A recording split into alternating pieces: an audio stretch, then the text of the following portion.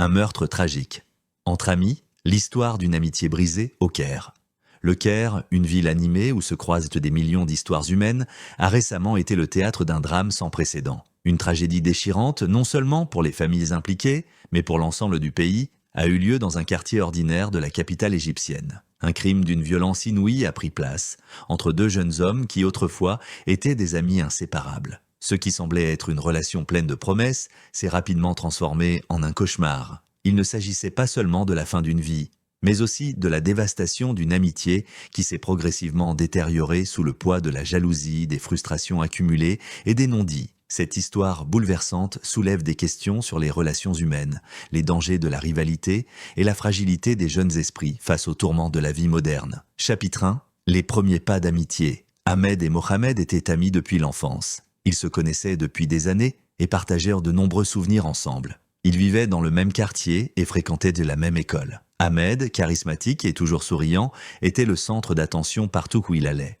Il était aimé de tous, apprécié pour sa spontanéité et son enthousiasme. Mohamed, quant à lui, était plus réservé, plus introverti. Bien qu'il passât beaucoup de temps avec Ahmed, il se sentait toujours dans l'ombre de son ami. Et il n'était pas le type de personne qui attirait l'attention. Mais malgré cela, il éprouvait un fort respect et une grande affection pour son ami. Les deux jeunes hommes partageaient que des moments de camaraderie, des rêves d'avenir et une passion commune pour les sports et les jeux vidéo. Ils avaient l'intention de vivre leur vie ensemble, comme des frères. Toutefois, au fil du temps, cette amitié devenait de plus en plus déséquilibrée. Mohamed commença à ressentir un malaise grandissant. Son ami, si populaire, semblait toujours être au centre de l'attention. Cette constante mise en lumière d'Ahmed le poussait à se remettre en question. Pourquoi lui, un garçon intelligent et capable, ne recevait-il pas la reconnaissance qu'il estimait méritée? La jalousie commença à germer dans son esprit. Chapitre 2. Le poids de la jalousie. La jalousie est un sentiment insidieux. Elle commence lentement, se tisse dans l'esprit comme un poison silencieux, rongeant peu à peu les liens humains. Mohamed, bien que ne montrant rien en apparence, se sentit progressivement dévalorisé. Chaque sourire d'Ahmed, chaque attention qu'il recevait, chaque regard admiratif des autres le minait davantage. Il n'avait jamais exprimé ce qu'il ressentait, restant en retrait, observant son ami briller sous les projecteurs alors que lui-même se retrouvait dans l'ombre. Mais au fond de lui, un feu brûlait, une envie sourde de briser cette dynamique, de retrouver une place qu'il croyait lui être due. Les tensions devinrent évidentes. Les discussions entre les deux amis se faisaient plus rares et Ahmed, bien que ne comprenant pas la source de ce malaise, sentait que quelque chose avait changé. Mohamed se renfermait de plus en plus, se perdant dans ses pensées sombres et frustrées. À chaque occasion, il se demandait s'il aurait pu être celui que tout le monde admirait, celui qui était au centre de l'attention. Mais la frustration se transforma en rancœur et finalement en une colère que Mohamed ne pouvait plus contenir. Chapitre 6.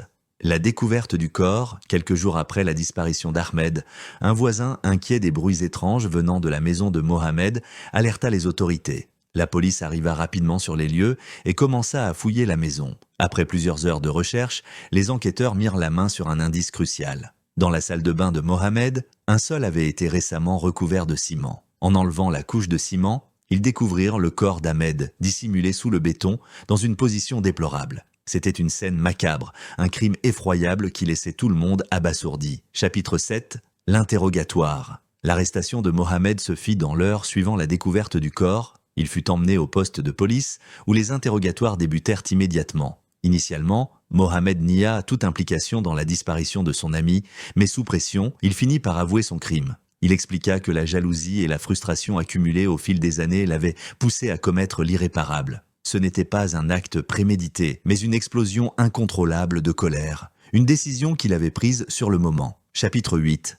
Le procès et le verdict.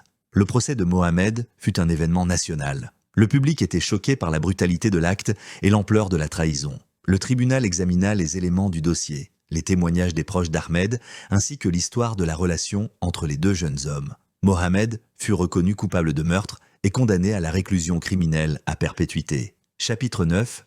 Les conséquences psychologiques et sociales. Cette tragédie a bouleversé la communauté locale, mettant en lumière les dangers de la jalousie et des émotions non contrôlées. Des psychologues ont averti sur la vulnérabilité des jeunes, souvent incapables de gérer la pression sociale, les attentes et les frustrations. Cette histoire a également souligné l'importance de la communication et du soutien émotionnel dans les relations humaines. Ce crime, aussi brutal qu'injustifiable, a montré comment des conflits non résolus peuvent mener à des conséquences fatales. Chapitre 10. Une leçon amère. Le meurtre d'Ahmed reste une tragédie poignante.